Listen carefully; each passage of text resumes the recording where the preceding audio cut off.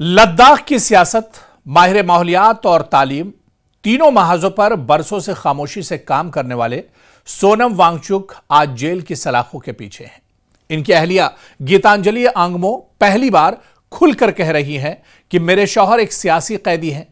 इस बयान ने न सिर्फ लद्दाख की मौजूदा सूरत हाल को उजागर किया है, बल्कि पूरे मुल्क में यह सवाल भी खड़ा कर दिया है कि एक पुरअमन समाजी कारकुन को आखिर क्यों कौमी सलामती कानून के तहत बंद किया गया। दरअसल यह सिर्फ एक शख्स की गिरफ्तारी नहीं, यह पूरे खित्ते के सियासी मुस्तकबिल, रियासती हैसियत की जद्दोजहद और लद्दाख की सिविल सोसाइटी की आजादी का मुकदमा है। सोनम वांगचुक की गिरफ्तारी पर उनकी बीवी गीतांजलि ने संगीन इल्जाम लगाया कि वो एक सियासी कैदी हैं। गीतांजलि ने साफ अल्फाज में कहा कि हुकूमत इन्हें एक सियासी कैदी के तौर पर रख रही है और इनके मुताबिक सोनम वांगचुक पर जो इल्जामात एनएसए के तहत लगाए गए हैं वो ज्यादातर वही जबान है जो सोशल मीडिया ट्रोल्स इस्तेमाल करते रहे और इन इल्जामात में से बेशतर को आजाद फैक्ट चेकर्स ने हकीकत के खिलाफ बताया है। यह दावा इस पूरे मामले को इंसानी हुकूक का संजीदा मसला बना देता है। इसके अलावा आप देखिए कि पुरअमन एहतजाज, तशद्दुद और एनएसए के तहत गिरफ्तारी। दरअसल लद्दाख की अगर बात करें, 2 महीने गुजर गए हैं, सोनम वांगचुक 2 महीनों से जेल के अंदर है और इसके अलावा लद्दाख में हालात भले ही कुछ पुरअमन हुए हों, पटरी पर लौटे हों, लेकिन लद्दाख के अवाम की जो मांग है वो लगातार जारी है। पुरअमन ही सही, लेकिन लद्दाख के लोग लगातार पुरअमन तरीके से अपनी मांगों को उठा रहे हैं। लगातार एहतजाज किया जा रहा है। आप देखिए कि 24 सितंबर के पुरअमन एहतजाज के दौरान अचानक तशद्दुद भड़का और इसका इल्जाम कई मकामी कारकुनों के साथ साथ सोनम वांगचुक पर भी लगाया गया और नतीजतन इन्हें कौमी सलामती कानून यानी एनएसए के तहत गिरफ्तार किया गया और अब तकरीबन 2 महीने से सोनम वांगचुक जेल में है। एक ऐसा कानून, क्योंकि यहां पर एनएसए को भी सामना होगा, नेशनल सिक्योरिटी से जुड़ा हुआ ये जो मामला है इसे भी दरअसल समझना होगा, क्योंकि ये एक ऐसा कानून है जिसमें बगैर ट्रायल 1 साल तक हिरासत मुमकिन है। यानी 1 साल तक आप पर कोई सुनवाई नहीं होगी, कोई ट्रायल आपका नहीं चलेगा, 1 साल तक आपकी कोई सुनने वाला नहीं है। ये इस तरह का कानून है। वहीं पर सोनम वांगचुक की अहलिया और उनकी बीवी गीतांजलि लगातार कानूनी लड़ाई लड़ रही हैं और इस बीच उन्होंने सुप्रीम कोर्ट का दरवाजा भी खटखटाया है। इंसाफ के लिए, सोनम वांगचुक के रिहाई के लिए वो लगातार कोशिश कर रही हैं। गीतांजलि जो खुद एक Himalayan institute of alternative learning यानी हेल की शरीक बानी है, सोनम वांगचुक भी इससे जुड़े हुए थे और उन्होंने सोनम वांगचुक के डिटेंशन ऑर्डर और एनएसए के तहत लगाए गए इल्जामात को सुप्रीम कोर्ट में चैलेंज किया है।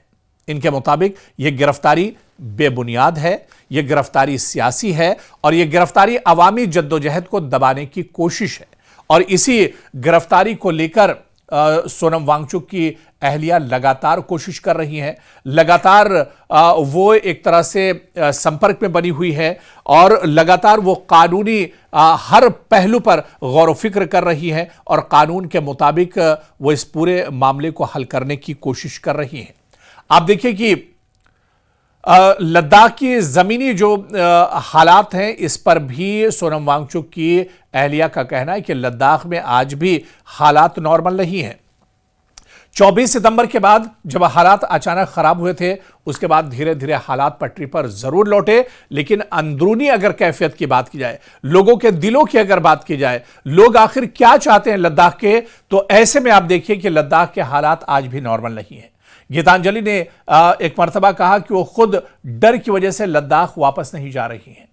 उन्हें डर लगने लगा है लद्दाख में जिस तरह के हालात हैं, क्योंकि उन्हें भी गिरफ्तार किए जाने का खदशा है। जी हां, सोनम वांगचुक की पत्नी और उनकी अहलिया ने बड़ा इल्जाम लगाया और उन्होंने कहा कि उन्हें भी गिरफ्तार किए जाने का डर है, खदशा है। उनके मुताबिक इलाके में हालात मामूल पर नहीं आए हैं। दर्जनों कारकुन अभी भी गिरफ्तार हैं और इंतजामिया सख्ती से किसी भी इख्तिलाफ को रोक रही है। तो यह बड़ा इल्जाम था सोनम वांगचुक की अहलिया का और उन्होंने बताया कि आज भी बल्कि डर की वजह से वो लद्दाख वापस नहीं जा पा रही हैं। वो अगर लद्दाख जाएंगी तो उन्हें भी गिरफ्तार किया जा सकता है। इस वजह से एक डर और खौफ उनके अंदर बना हुआ है। इसके अलावा आप देखिए कि सोनम वांगचुक की अहलिया ने और भी कई बड़े इल्जाम इंतजामिया और सरकार पर लगाए, क्योंकि सोनम वांगचुक का एक बड़ा इदारा है, बल्कि दो बड़े इदारे हैं जो सोनम वांगचुक ने कायम किए थे। एक Himalayan institute of alternative learning और इसके अलावा दूसरा students educational and cultural movement of Ladakh. ये दो बड़े तालीमी इदारे हैं जो सोनम वांगचुक चलाते थे और उनकी अहलिया भी इसमें शरीक थी और वो भी इसमें मदद करती थी। अब गीतांजलि के मुताबिक हुकूमती निगरानी और डिटेंशन के बाद इदारों के कई प्रोग्राम मुअत्तल हो गए हैं। माली और इंतजामी नुकसान इतना शदीद है कि इदारे 2 साल पीछे चले गए हैं और यह नुकसान सिर्फ एक शख्स का नहीं, पूरी नस्ल नौ का नुकसान है। तो इस पर भी कहीं ना कहीं गीतांजलि ने, जो सोनम वांगचुक की अहलिया है, उन्होंने तशवीश जाहिर की है और कहा है कि जिस तरह से सख्ती की जा रही है, जिस तरह से दबाव बनाया जा रहा है, ऐसे में एक बड़ी मेहनत के बाद जो इदारे खड़े किए गए थे उन इदारों के इदारों पर जवाल आता जा रहा है। वो इदारे पस्ती का शिकार होते जा रहे हैं और अगर इसी तरह के हालात बनते रहे तो आने वाले दिनों में ये दो बहुत अहम इदारे, तालीमी इदारे, जिससे लद्दाख के नौजवान और नई नस्ल फायदा उठा रही थी, तालीम याफ्ता हो रही थी, उसके लिए ये इदारे हमेशा के लिए बंद हो जाएंगे। तो इस पर भी सोनम वांगचुक के अहलिया ने एक तरह से तशवीश जाहिर की है और उन्होंने बताया कि सोनम वांगचुक की गिरफ्तारी के बाद इन इदारों पर एक तरह से मुश्किलें बढ़ रही हैं और ये इदारे अब कहीं ना कहीं मुश्किल दौर से गुजर रहे हैं। इसके अलावा आप देखिए कि गीतांजलि ने एक बात और कही। उन्होंने कहा कि सोनम वांगचुक के बगैर किसी भी मुद्दे पर लद्दाख में बातचीत नहीं होगी या लद्दाख में अब किसी भी इशू पर बातचीत सोनम वांगचुक के बगैर नहीं हो सकती है, चाहे वो 6 शेड्यूल की बात की जाए या स्टेटहुड की बात, यानी मुकम्मल लद्दाख को रियासत के दर्जे की बात की जाए। ये सोनम वांगचुक के बगैर मुमकिन नहीं है इस पर बातचीत हो। गीतांजलि ने साफ कहा कि लद्दाख की रियासती हैसियत, 6 शेड्यूल के मुतालबात और मरकज के साथ मुज़ाकरात सोनम वांगचुक के बगैर काबिल कबूल नहीं है, क्योंकि वही लद्दाख की इज्तिमाई आवाज की नुमाइंदगी कर रहे हैं।